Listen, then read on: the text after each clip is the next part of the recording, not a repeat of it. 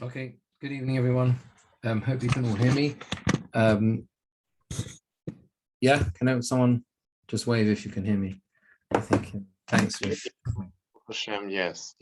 Good, very good. All right, so yes, thank you for joining on Zoom. Sorry about we couldn't do it in person this evening. Yeah, so we're talking about Chayei Sara. Now, the thing about Chayei Sara is, what I'd like to try and do is look at the question of what exactly does the Torah set in motion here with the acquisition of Ma'aras HaMachpelah. What does Chevron represent? How important is it? And what ramifications does it have for the future of our people? As we'll see, the whole parsha at the beginning of this parsha, the whole beginning section is immensely important. Let's first try and understand why. Why does the Torah spell out in such detail the acquisition of the cave of Machpelah, Ma'aras Machpelah? What is the purpose of this? There's an Ibn Ezra right at the end. The Ibn Ezra is on Perek Chof Gimel Posuk Yud Tes. And the Ibn Ezra says, on the words, V'acharei chein kovar Avraham es Sara ishtoi, after that, Avraham buried Sarah, his wife, and he buried her El Ma'aras HaMachpelah. Says the Ibn Ezra, from that moment, the Ma'aras HaMachpelah is established for him and for his descendants forever. Number one, he says, the purpose of this parsha is to emphasize the importance of Eretz Yisrael over above all other lands, further for those who are alive and those who have already passed away. Furthermore, he says, to establish the fact that Hashem fulfills his word to Avraham Avinu, that he will have a nachala, he will have an inheritance in the land. So it's the fulfillment of a promise. It's a nachala. Hashem says, you will actually inherit this land, and Avraham Avinu gets to see that with the acquisition of Ma'aras Machpelah. If you think about it, the strange thing here, in a way, is of all of the ways that Hashem could demonstrate that he is going to fulfill his word, that Hashem is going to actually give Avraham this land, you would think there were many other ways to do it, other than the place where he has to buy a burial plot for his wife, for Sarah. Why is it that in this way, in this particular way, Hashem chooses to demonstrate the promise of his promise, the fulfillment of his promise to Avraham Avinu? And here we have to understand what exactly this inheritance is and the message it has for us. So Rav Kook has a beautiful piece in Shmuas Raya, and he says on this week's parsha that you have to understand the difference between Chevron and Yerushalayim. He says, we know Ma'isa Ovesim and Abonim. Ma'isa, whatever happened to our ancestors, of course, is a message for us as well.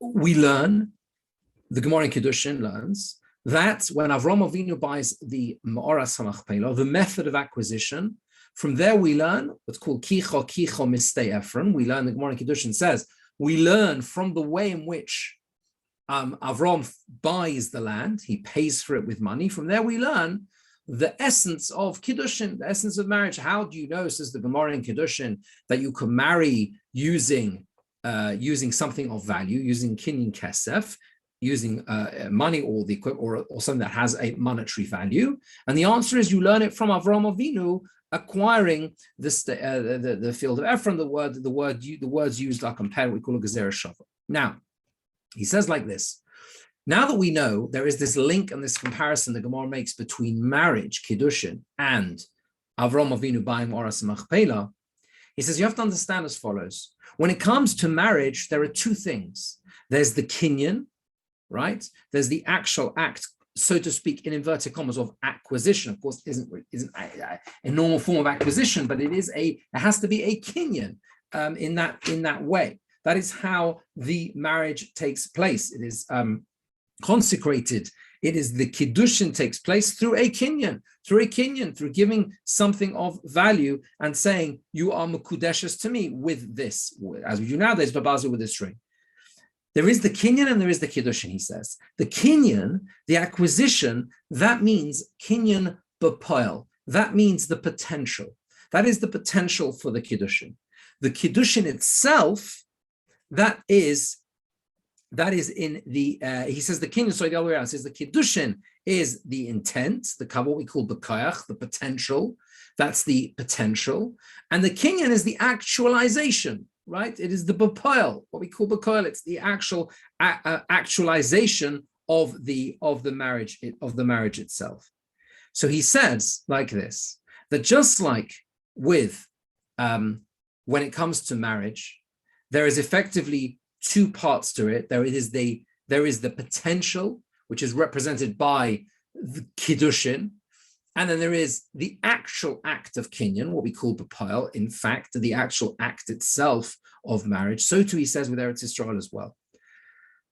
When Hashem gives the land to us, there are two stages. There is the kinyan, the acquisition, b'koyach, the potential, and there is the acquisition that acquires in reality, that happens in reality. And he says that's the difference between Chevron and Yerushalayim. He says the burial place, the kivrei ha'avos, the burial place of the avos in Ma'oras HaMachpelah and Chevron, that was within that was the potential for everything else. That was the acquisition, b'koyach, and potential. The actual acquisition, in fact, of the land, the kinyan b'poel, in fact, it was talking, of course, about the sanctity of Eretz Yisrael. That was Yerushalayim. That was the place of the Beis HaMikdash itself. So he's trying to bring out the idea here that Chevron represents potential. Chevron represents the potential of Kedusha that Eretz Yisrael has. That Kedusha will only actually be realized in full, in actuality, when there's an acquisition of Yerushalayim itself, when the Beis HaMikdash maybe is even built. But Chevron launches it. That's what Chevron represents.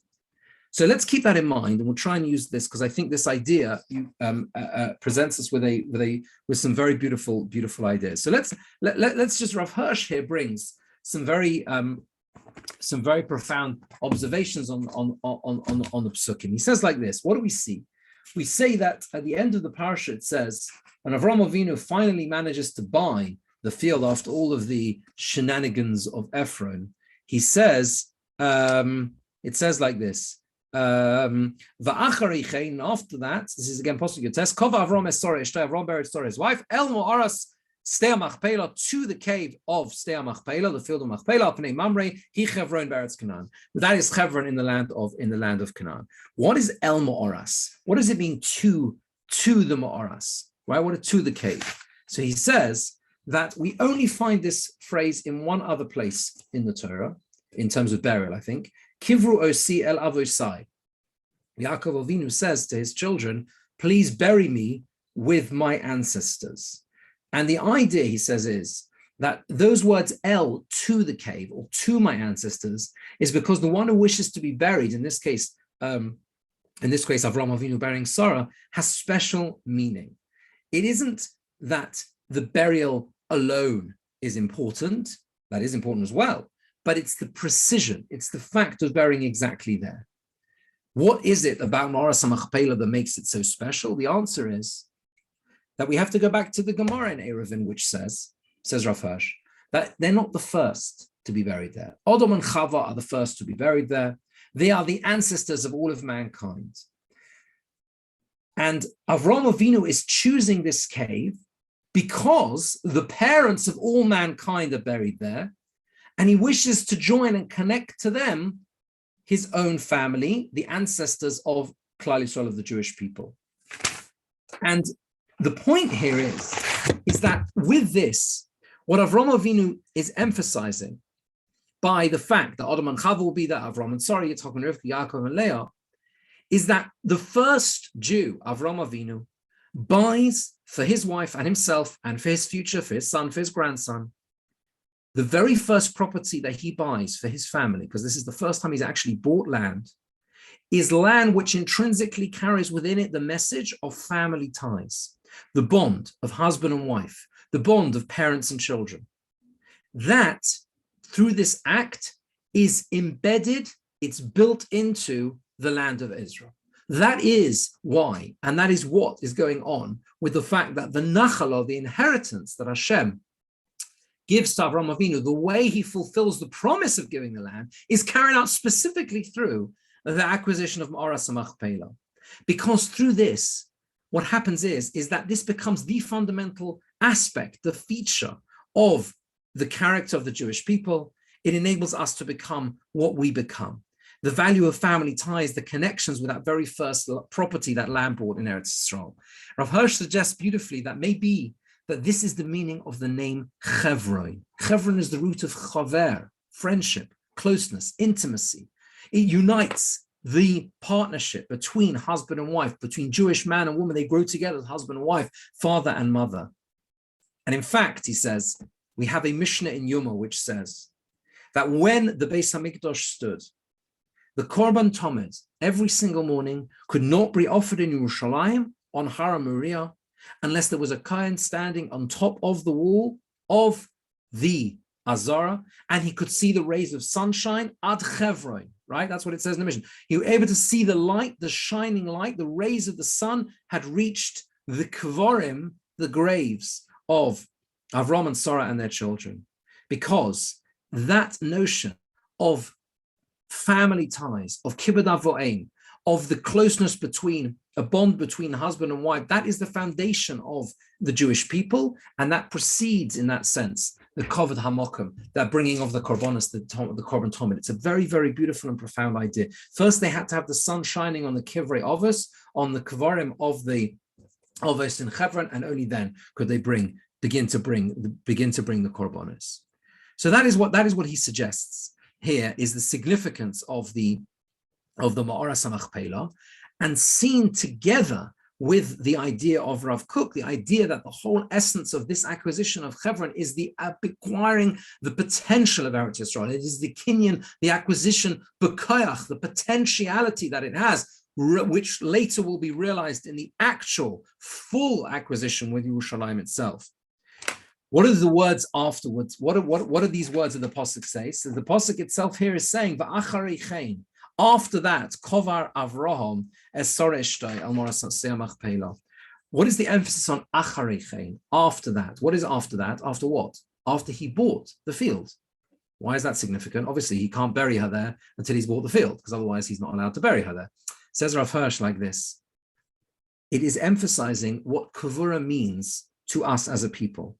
We don't look for grand edifices on Kavorim, on burial sites. We don't look for it's not the monument itself which counts. We don't want to turn a kever, a grave, into a garden. That's not the idea.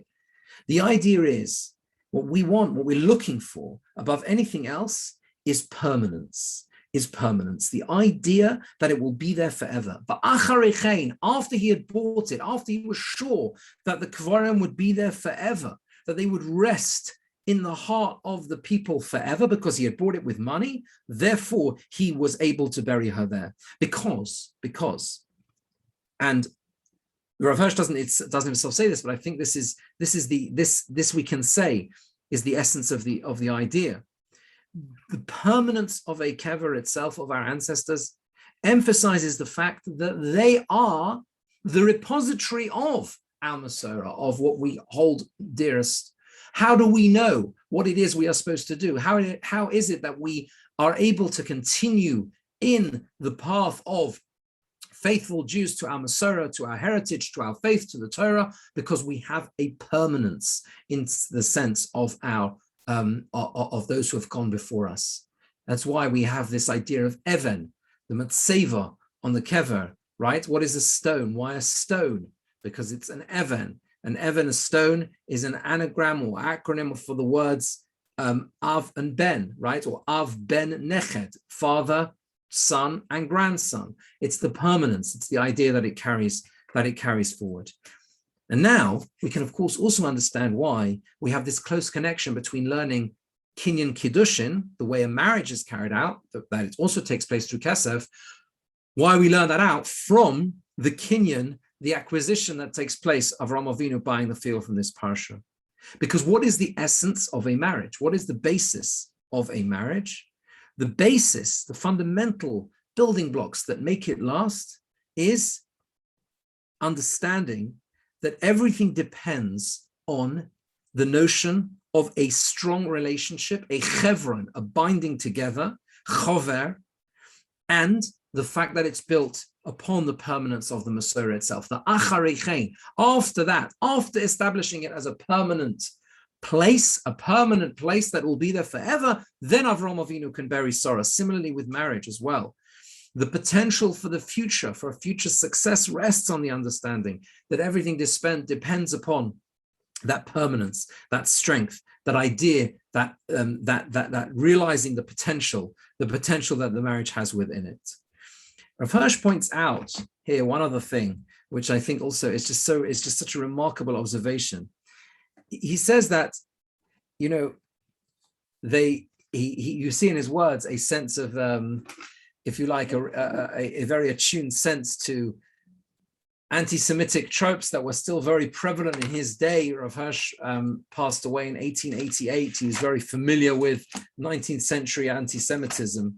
And he says Jews are reproached for their propensity for buying and selling, for doing business, in a way that people accuse them of of whatever it is in terms of money and that type of thing, and they're just they're all interested in this, like these anti-Semitic tropes. And he says, what's remarkable? He says that look through the Torah, look through Tanakh, and look through where you can find examples of precise descriptions of purchase, of acquisitions, of a purchase that's taken place, buying and selling, and you will find only two that are spelt out in detail in the Torah. Only two. Amazing. One is here, the acquisition of the state Ephron, the field of Ephron. The other one is in Yirmiyahu Perek Lamed Beis, and it's just genius to link the two, because both are acquiring a field. Avraham Avinu buys the field, state Ephron, and Yirmiyahu Hanavi is told in Perek Lamed Beis to buy a field. Why is he told to buy a field? Hashem comes in with a nevuah and says like this. Yirmiyahu says, Yirmiyahu says that Hashem came to me and said, Chanamel ben Shalom doitcha, Chanamel, the son of your uncle Shalom, is coming to you. Boy Lecha is coming to you to say, buy for yourself my field that is in Anosos. You got the law of redemption to buy. The whole story as to why and how he's coming along to buy this particular field. What is going on? Why? Why is Yirmiyahu told to buy a field? The answer is because the context is the forces of Bovel, of Babylon, at that moment in time, are at the gates of Yerushalayim, right? Yirmiyahu himself this is the 10th year of Tzidkiyahu, Melech Yehuda. It's the 18th year of Nebuchadnezzar. It says clearly in the Psukim just before, V'ozchel Melech Bovel Tzorim al Yerushalayim. The king of Bovel is actually besieging Yerushalayim at that moment. And Yirmiyahu himself is in prison. He's imprisoned at the palace of the king of Yehuda, because Tzidkiyahu had imprisoned Yirmiyahu, saying, why is it you're saying all these terrible things, that the city is going to be captured by Bovel? So Yirmiyahu is in prison. The armies of Bovel are by the gates of Yerushalayim, and Hashem says to him, go and buy a field. Even though the downfall of the downfall is imminent, Hashem says, go and buy a field, so that you can demonstrate, buy a field there in or around Yerushalayim. Why? So you can demonstrate through this act the faith, the emunah that the people will return, that this is not the end. They will see that you're going and spending money to buy a piece of land, to buy property, because it shows your emunah that people will come back. Says Rav Hirsch, the only models we have in the entire Tanakh for a detailed description of buying and selling property is before the beginning of the story of the Klal Yisrael, well before, right at the very outset, just when they're just a family. Avraham Avinu buys the field for his wife, for Sarah, the state Ephron, the field of Ephron, and right at just before the very end of the story, at least that part of the story, the very end of just before the Chorban Habayis, just before the Beis Hamikdash is destroyed. And although again he doesn't spell out what the significance in particular of that is, He's, I think, using it mainly as a, if you like, a response to those who accuse us of only being interested in that. He says, what are you talking about? There's only two examples of this in the whole of Tanakh, at the beginning and the end, but perhaps we can suggest on a deeper level that this is the message. The message, looking at the two together, asks us to think about in life what is truly permanent. When we invest in something for the future of our families or the future of us as a people, we need to reflect on what really counts, what really matters. The field, what is a field? A field represents growth. It represents potential. That's what a field is, right? You use it to plant things in, it grows. Yeah, that's what a field is. Both times the acquisition is a field. The first time it's an acquisition of the field for a burial plot. It's saying, hold this dear to you, understand that your ancestors understand the message, the Masorah that they have held, that they have passed down to you, the permanence of it. That's the first nachala that Hashem gives Avraham Avinu in the Torah, as the Ibn Ezra says, and right at the end as well. When everything seems lost, everything seems hopeless, Yirmiyahu invests in the future. Yirmiyahu buys the field to say, no, don't give up. There will be a future. Life will grow again. We will once again come back to the land of Israel. We will once again come back to Eretz Yisrael. I think it's a beautiful, beautiful juxtaposition of these two fields in this context.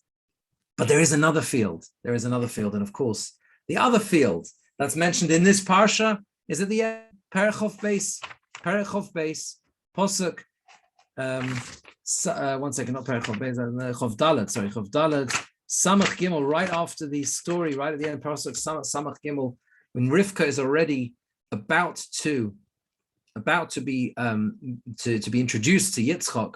What does the Torah say? Vayetze Yitzchak lasuach basodeh, and Yitzchak went out to, how do you translate lasuach? We translate it as to daven, tefillah. It could be to literally means to speak, to meditate in the field, if no sorrow, towards the evening. Vayisoino vayar, and he raised his eyes and he saw. And he saw the camels approaching, and then Rivka lifts up her eyes as well. She sees Yitzchak, and they're introduced. Says the Kliyakar like this. The Gemara says, and this is brought by a number of Mefarshim as well. We're familiar with this. Rashi says, "L'suach is a lashon tefillah." It means to daven, as it says in Tehillim, "Yishpoich sichai." Right? Tefillah la'ani chiyatov, the impoverished man who cries out, he wraps himself, and he says, and he pours out his speech. This is a phrase referring to tefillah. But the Gemara says in Brachos that from here we learn that Yitzchak instituted tefillas mincha, because mincha is lifnos erev, towards evening, right? It's already when in the afternoon, when the if you like, the shadows are tilting towards the evening. So from here we learn that Yitzchak instituted tefillas mincha, and from here Chazal say, la'olam yizayir adam mitfilas hamincha. The person always has to be very careful about tefillas hamincha. Shekein Eliyahu lo na'anakim at tefillas hamincha. Eliyahu Novi was answered specifically at mincha time, and even though Avraham and Yaakov instituted Shachris and Marav respectively, but the Lo Motzinu says Shenanu miyad v'teichav. We don't see that they were answered immediately. Only with Mincha do we find that Hashem's answer comes straight away. How do you see that? Because what would Yitzchak have been davening for? He says logically, Yitzchak would have been davening for the right match, the right partner in life, right? He knew that Eliezer had gone to find him a wife. So why is he going out to daven? He's hoping Eliezer is going to come back and he's going to be introduced to his wife, right? That's what he's looking for. And what transpires, in fact, is that he davens in the field. He davens in this field, and at the moment he's davening, right? He's b'shas tefillah, the way he describes it, is a notion of lamatze. He would have been looking down. He raises his eyes. As soon as he finishes davening, he raises his eyes, and immediately vayar. He sees immediately he's been answered straight away, and the camels are coming, and Rivka is there. immediately. And that is how Chazal learns, says the Kli Yakar, that Tfilas HaMincha has great significance, because you see that that Yitzchok is answered immediately. He explains, perhaps he suggests why this might be. Why specifically Mincha? Shacharis is close to the nighttime because it's just at the beginning of the day. Ma'ariv is at night, is at night itself. He says the Midas Hadin, the strict attribute of justice, is in a way accuses, if you like, at night time, and therefore, mincha, which is the most distant in that way, in that sense, from the nighttime. Maybe that's why he says that's why perhaps has no accuser against it. That's what he says. But what I think can take from here is the following. You see, Yitzchak represents, and Rabbi Moshe Shapiro develops this. We've spoken about this in the past. Rabbi Moshe Shapiro develops this idea of how Yitzchak represents the idea of being able to produce life when it looks like the end already. Yitzchak is Ketz Chai, right? Ketz, you rearrange the letters of the word name Yitzchak, and you get to Ketz is the end, and then Chai, right? You put the Kuf and the Tzadi together, it's the end, and then Chai is alive. That's Yitzchak, the Akedah, end of last week's Parsha, right? He's dead. To all intents and purposes, there's no future, and yet Chai, he still lives. His whole birth, he's born. It's illogical. There's no way he could have been born, and yet he's still born. So Yitzchak has still born. He has the ability in order to produce life when there seems to be no hope at all. It's life from the end, from no hope. The Soda, we can suggest, perhaps, of Yitzchak. What was this field? Where was he davening? Say Chazal in this Soda, this field, was the site of the Beis Hamikdash, was Har HaMoriah. That's what it was. In various places it says, we say that Yitzchak called Har HaMoriah a Soda, a field. Yaakov calls it a house. Avraham Avinu is a Har, is a mountain. Yitzchak calls it a field. He is in the place of what will become the Beis Hamikdash. What is Har HaMoriah, Yerushalayim? So if we go back to how we started, it's the actualization of the Kinyan, right? The Kinyan B'Poel, the potential, rests in Chevron. The actualization, seeing and feeling the Kinyan, the acquisition of Eretz Yisrael in full, is in Yerushalayim.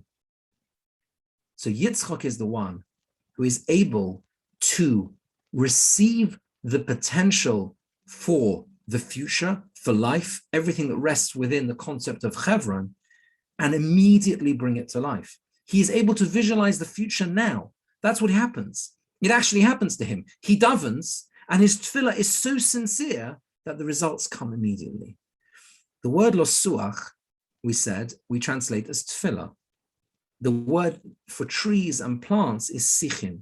I think Parsha also points this out as well, that sichim means inner growth of spirit, of emotion, of thought and feeling. That's what it is. That's what it represents, the notion of losuach. What Yitzchok does at mincha time is he davens with such emotion, with such feeling, with such spirit, that he's able to see the Yeshua immediately. The salvation comes straight away. He is able to bridge the gap between what is a potential and bring it into reality. That's what Yitzchak achieves with his tefillah in the Soda. So in this way, what we do is we begin the Parsha, if we understand it this way, we begin the Parsha with a Soda, with a field. Avraham Avinu buys a Soda in Chevron. Hashem says, this is my sign that I will fulfill. There will be a future for your descendants in this land. My promise to you that you will have a nachla will come true. You will have an inheritance. But it's specifically through a field with a symbolism of growth, and a field where he will use that field to bury Sarah, the Ma'oras HaMachpelah, because that's the foundation. The foundation is family. The foundation is the values of family. The foundation is the lessons and their adherence to tradition that we learn from family. That's what Ma'oras HaMachpelah is. That's the field at the beginning of the Parsha. But then there's a bridge to the end of the Parsha. Yitzchak goes out to daven in a field. What field? That's the field where it all comes real, where the potential that rests in Chevron is translated into reality in Yerushalayim, the field that Yitzchak davens in. And that's expressed so powerfully and so beautifully by the fact that Yitzchak is answered immediately. The gap is bridged. There is no gap anymore for Yitzchak. As soon as he davens, he sees the effect of his tefillah, and he's rewarded, and he meets Rivka. And what we have to bear in mind, I think, from this is that final field. The final field, as we said, that's mentioned in Sefer Yirmiyahu, even when everything seems hopeless. Yirmiyahu Hanavi is told, go and buy a field. Go and buy a field, invest in the future, buy the field, plant the field, make sure that things can begin to grow. Because when you sow the seeds in that field, it will happen. It might take time, but eventually you'll see those fruits. Thank you all very much for listening. And have Brilliant. Shkoyach. Thank you. Super. Thank you. Shkoyach. Thank you. Okay. Good evening. Thank you very much.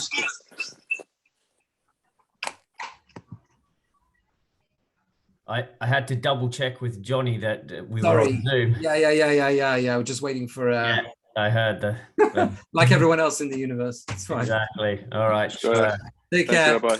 Pleasure. Have a good All the evening. best. Okay. See you soon. Good Shabbos.